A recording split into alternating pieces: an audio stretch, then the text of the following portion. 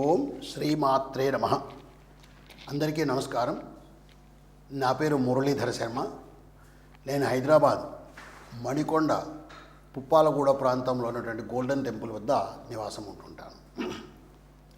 ఈరోజు మనము 2025వ సంవత్సరంలో, అంటే ఈ క్యాలెండర్ మనకి జనవరి 1వ తారీఖు వస్తుంది కదా, ఈ సందర్భంగా 2025వ సంవత్సరంలో గోచార రీత్యా ఏ రాశి వారికి ఎలాంటి ఫలితాలు ఉంటాయంటే జనవరి నుంచి డిసెంబర్ వరకు సుమారుగా ఈ టైంలో వచ్చేటువంటి ఈ కాలానికి ఎలాంటి ఫలితాలు ఉంటాయి అనేది జాతకరీత్యా గోచార రీత్యా చెప్పే ప్రయత్నం చేస్తాను. సాధారణంగా మనము పంచాంగం చూసుకొని ఈ ఫలితాలను చెప్పుతూ ఉంటాం. అయితే ప్రస్తుతం ఉన్నటువంటి ఈ సమాజంలో పంచాంగం అంటే ఏమిటి, అది ఎలా చూసుకోవాలి, దానిలో ఫలితాలు ఎలా తెలుసుకోవాలి అనేటువంటిది ఈనాటి యువతకు తెలిసే అవకాశం బాగా తగ్గిపోయింది. వాళ్ళు క్యాలెండర్ మీద ఆధారపడి ఉంటున్నారు. కాబట్టి ఆ క్యాలెండర్ ఆధారంగా, అంటే ఈ జనవరి నుంచి డిసెంబర్ వరకు ఎలాంటి ఫలితాలు ఉంటాయో చెప్పే ప్రయత్నం చేస్తాను.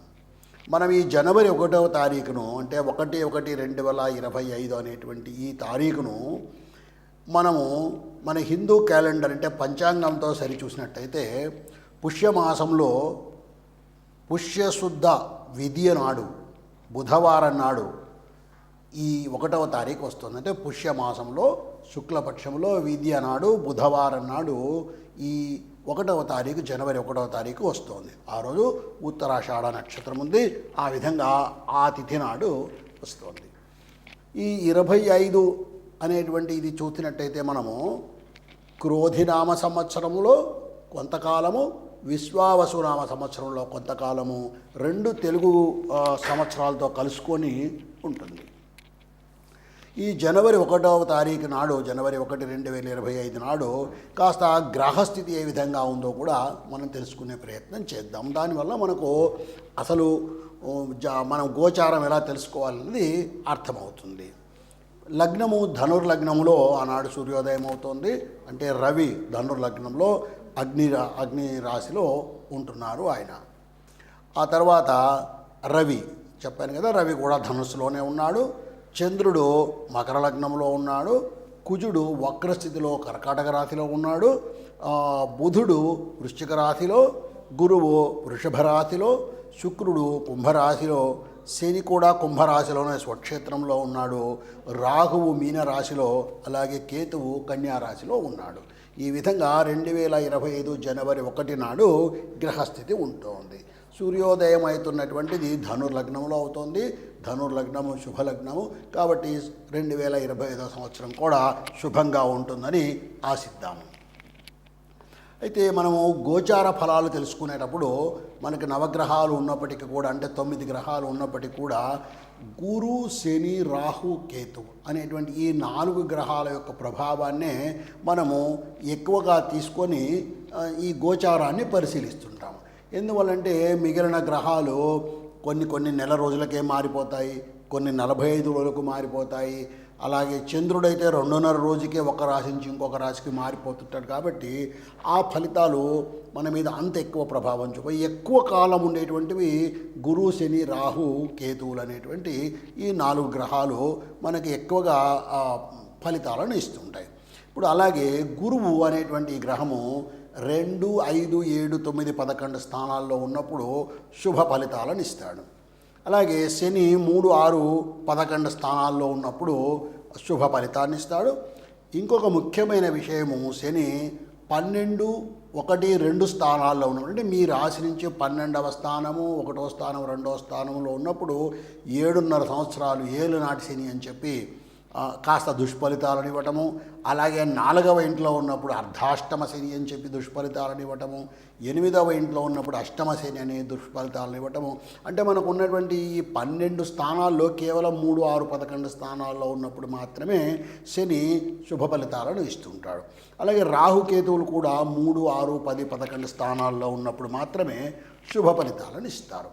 ఈ విధంగా మనకు ఏ గ్రహాలు ఏ స్థానాల్లో ఉన్నప్పుడు ఫలితాలను శుభ ఫలితాలను ఇస్తారో తెలుసుకున్నాం.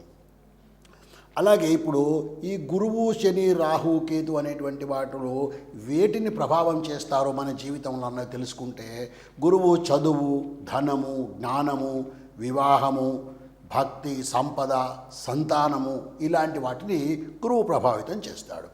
అలాగే శని న్యాయము, అన్యాయము, పనిచేసే లక్షణము, మానసికమైనటువంటి ఒత్తిడి, కర్మఫలము, ఆరోగ్యము, ఆయుష్ అనేటువంటి వాటిని శని ప్రభావం చేస్తాడు. ఇక రాహును మనం పరిశీలించినట్టయితే మనకు భ్రమలు కల్పించడము, మానసికమైనటువంటి ఒత్తిడిని కల్పించడము, ఇలాంటివి మన ఆరోగ్యాల మీద, ప్రత్యేకించి మానసిక ఆరోగ్యం మీద ఎక్కువ ప్రభావాన్ని రాహువు చేస్తుంటాడు.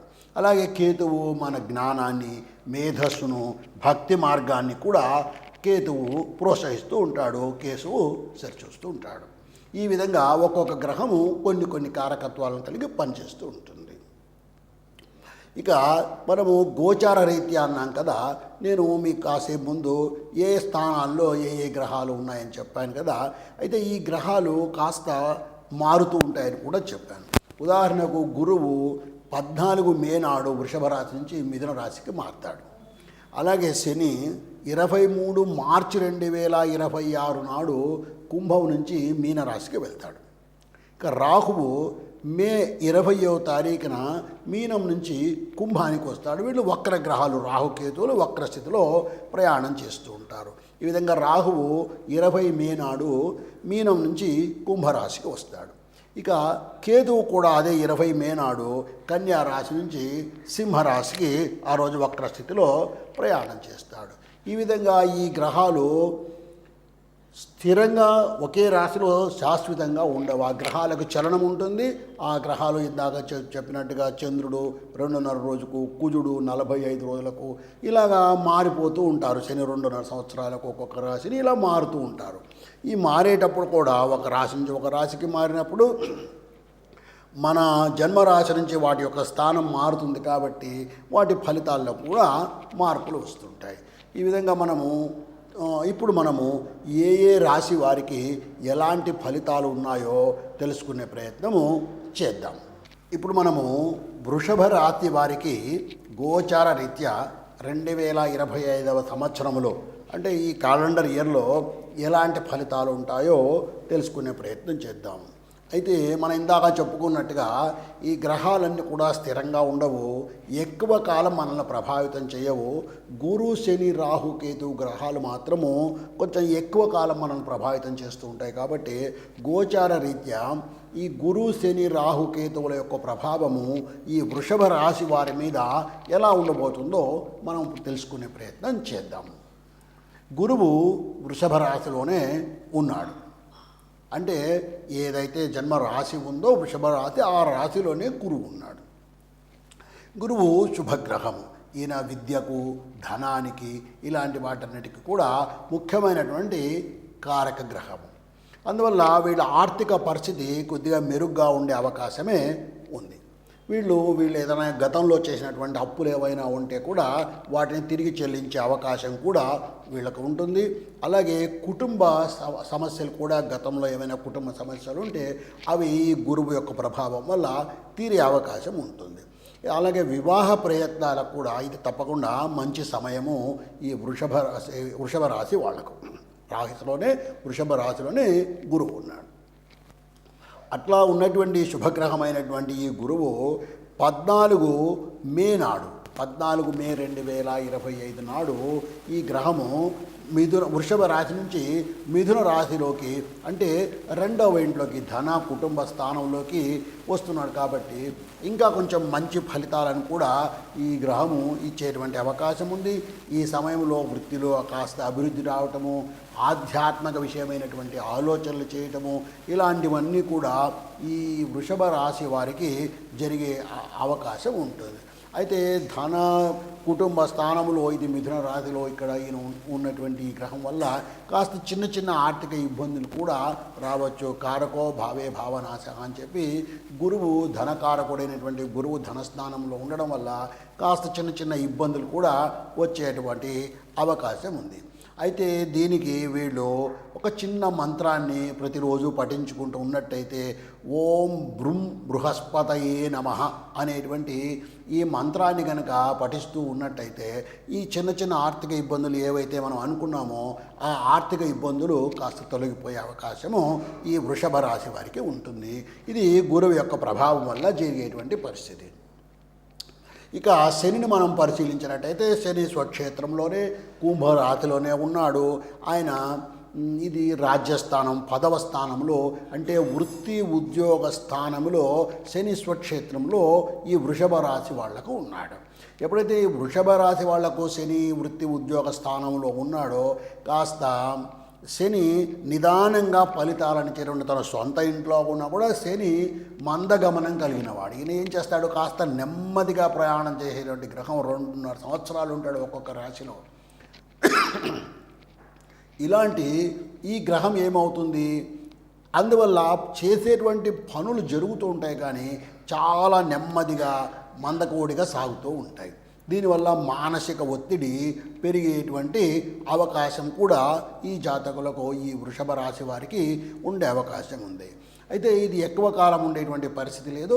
29 మార్చి 2025 నాడు ఈ శని 10వ స్థానం రాజ్యస్థానం కుంభంలో నుంచి మీన రాశికి వస్తున్నాడు, అంటే లాభస్థానంలోకి వస్తున్నాడు. వృషభ రాశి వాళ్లకు 11వ ఇల్లు అవుతుంది ఇది మీనరాశి. ఈ మీనరాశిలోకి రావడం వల్ల లాభస్థానంలోకి ఎప్పుడైతే ఈ శని బాగా చలనం తక్కువగా ఉండేటువంటి ఈ గ్రహం అక్కడికి వస్తుందో ఈ లాభస్థానంలోకి 29 మార్చి 2025 నాడు ఈయన మారుతున్నాడు. ఇది కుంభం నుంచి మీనరాశికి. ఈ కుంభం నుంచి మీనరాశికి మారినటువంటి ఈ శని యొక్క ప్రభావం వలన కాస్త లాభాలు తగ్గడం, తర్వాత పెట్టినటువంటి పెట్టుబడులు ఏవైనా ఉన్నా కూడా అవి లాభాలు ఇచ్చేది ఉన్నా కూడా కాస్త నెమ్మదిగా ఆలస్యంగా ఆ పెట్టుబడుల యొక్క ఫలితాలు రావటము, ఇలాంటివన్నీ కూడా జరిగే అవకాశం ఉంది. కాస్త ఆరోగ్య విషయంలో, ఎందుకంటే శని ఆరోగ్యకారకుడు, ఈయన ఆయుష్కారకుడు. ఈ శని యొక్క ప్రభావం వలన కాస్త ఆరోగ్య విషయంలో కూడా ఇబ్బందులు కలిగే అవకాశం ఉంటుంది. అందువల్ల శనికి ఏవైనటువంటి పరిష్కారాలు, ఎన్నో పరిష్కారాలను, ఉదాహరణకు నవగ్రహాలకు ప్రదక్షిణం చేయటము, జమ్మి చెట్టుకు ప్రదక్షిణం చేయటము, శని వృక్షానికి, ఇలాంటి ప్రయత్నాలు చేయడం వల్ల, లేదా ఒక శనివారం నాడు నల్ల నువ్వులు దానం చేయడం, ఇలాంటి ప్రయత్నాలు చేయడం వల్ల కాస్త ఈ శని యొక్క ప్రభావాన్ని తగ్గించుకునే అవకాశము ఉంటుంది.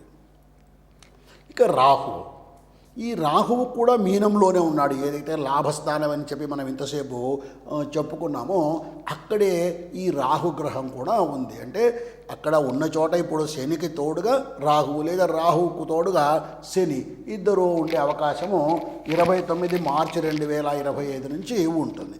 అంతవరకు రాహు అక్కడే ఉంటాడు. అందువల్ల ఆ 11వ స్థానంలో ఉన్నటువంటి ఆ రాహువు లాభస్థానంలో ఉండడం వల్ల ఆర్థిక సమస్యలు కొద్దిగా పెరిగే అవకాశం ఉంది. ఈ రాహువు మనసు మీద ఎక్కువగా ప్రభావాన్ని చూపించేటువంటి గ్రహం కాబట్టి ఈ రాహువు యొక్క ప్రభావం వలన మానసిక ఒత్తిడి కూడా కాస్త పెరిగే అవకాశం ఉంది. వ్యాపార రీత్యా, ఉద్యోగరీత్యా, ప్రత్యేకించి వ్యాపార రీత్యా ఎవరైతే లాభాల కోసం ప్రయత్నం చేస్తూ ఉంటారో అలాంటి వాళ్ళకు కాస్త మానసికమైనటువంటి ఒత్తిడి కూడా పెరిగే అవకాశం ఉంది. ఈ రాహువు ఫిబ్రవరి 20వ తారీఖున 22/2025 నాడు మీనరాశి నుంచి కుంభరాశికి, వక్రగ్రహం కదండి ఇది, అందువల్ల మీన నుంచి వెనక్కు కుంభరాశిలోకి ప్రయాణమై వస్తాడు. ఈ విధంగా లాభస్థానములో ఉన్నటువంటి గ్రహము రాహువు ప్రభావితం చేసేటువంటి తీవ్ర గ్రహము అక్కడి నుంచి వృత్తి ఉద్యోగ స్థానంలోకి వస్తున్నాడు. దీనివలన వృత్తిలో మరింత ఒత్తిడి ఎక్కువగా పెరిగే అవకాశం కూడా ఉంటుంది. వృత్తిలో మార్పులు వచ్చే అవకాశం ఉంది. అయితే రాహువు నూతనత్వానికి, కొత్తగా ఆలోచన చేసేటువంటి విధానానికి ఈయన ఒక ప్రతీక కాబట్టి, ఒక కారకత్వం కలిగిన గ్రహం కాబట్టి నూతనమైనటువంటి ఆలోచనలు ఏదైనా చేస్తే, అంటే ఇన్నోవేషన్స్ అంటుంటారు చూసారా ఇంగ్లీష్, అలాగా కొత్త విధమైనటువంటి ఆలోచనలు ఏదైనా చేయటము, నూతన అవకాశాలు పెరిగేది కూడా ఉంటుంది. అదేవిధంగా రిస్క్ కూడా పెరిగే అవకాశము ఈ వృషభ రాశి వాళ్లకు ఈ రాహుగ్రహం యొక్క ప్రభావం వల్ల ఉండబోతోంది. ఇక కేతువు వృషభ రాశి వాళ్లకు 5వ స్థానంలో, ఈ సంతాన స్థానంలో ఉన్నాడు. అందువల్ల కేతువు కూడా ఒక రకంగా మానసికమైనటువంటి ఒత్తిడిని, భక్తిని, జ్ఞానాన్ని, వైరాగ్యాన్ని పెంపొందించేటువంటి గ్రహం. ఈ గ్రహము అక్కడ ఆ సంతాన స్థానంలో ఉండడం వల్ల కాస్త భావోద్వేగాలను పెంచడము, కుటుంబ సభ్యులు ప్రత్యేకించి పిల్లలతో అనుబంధాన్ని కాస్త తగ్గించడము, వాళ్ళ మీద మన ప్రభావం ఉండేటట్టు చేయడం, ఇలాంటి పరిస్థితులు జరిగే అవకాశం ఉంది. ఈ కన్యలో ఉన్నటువంటి కేతువు 22/2/2025 నాడు సింహరాశిలోకి వస్తున్నాడు. అంటే 4వ స్థానంలోకి, సంతాన స్థానంలో నుంచి కుటుంబ స్థానంలోకి 4వ ఇంట్లోకి వస్తున్నాడు. ఎప్పుడైతే ఈ కుటుంబ స్థానంలోకి ఈ కేతువు, ఇందాకే నేను చెప్పాను, కేతువు భక్తిని, మోక్ష మార్గాన్ని, ఇలాంటి వాటిని ప్రభావితం చేసి అలాంటి వాటిని మనలో ఎక్కువ చేసేటువంటి గ్రహం. అందువల్ల ఏమవుతుంది, ఈ గ్రహం ఎప్పుడైతే ఫిబ్రవరి 20వ తారీఖు 2025 నాడు కేతువు సింహంలోకి వస్తున్నాడో అప్పటి నుంచి కాస్త కుటుంబంలో కూడా కాస్త అస్పష్టత, కుటుంబ సంబంధాలు ఏర్పడము, మానసిక ఒత్తిడి ఏర్పడము, ఇలాంటివన్నీ కూడా ఈ వృషభ రాశి వాళ్లకు జరిగే అవకాశం ఉంది. మొత్తం మీద మనం బాగా పరిశీలించినట్టయితే శని యొక్క ప్రభావము, రాహువు, కేతువు యొక్క ప్రభావం కూడా ఉండబోతోంది. గురువు ప్రభావం వల్ల కాస్త ఆదాయాలు అవి బాగా ఉన్నా కూడా ఈ రాహువు, శని, కేతు యొక్క ప్రభావం వల్ల కాస్త ఇబ్బందులు ఉండే అవకాశం ఉంది. కాబట్టి శివాలయానికి వెళ్ళి శివుడి యొక్క దర్శనం చేసుకోవటము, శివుణ్ణి ప్రార్థించడము, శివాలయంలో ప్రదక్షిణాలు చేయటము, లేదా నవగ్రహాలకు ప్రదక్షిణం చేయటము, అమ్మవారిని ధ్యానం చేసుకోవటము, ఇలాంటివి ఎన్నో మార్గాలు ఉన్నాయి మనకు, భక్తి మార్గాలు. వాటి ద్వారా ప్రయత్నం చేసుకున్నట్టయితే తప్పకుండా ఈ గ్రహ ప్రభావాలు కాస్త తగ్గి శుభం జరిగేటువంటి అవకాశము ఈ వృషభ రాశి వారికి ఉంటుంది. ఓం శ్రీమాత్రే నమః.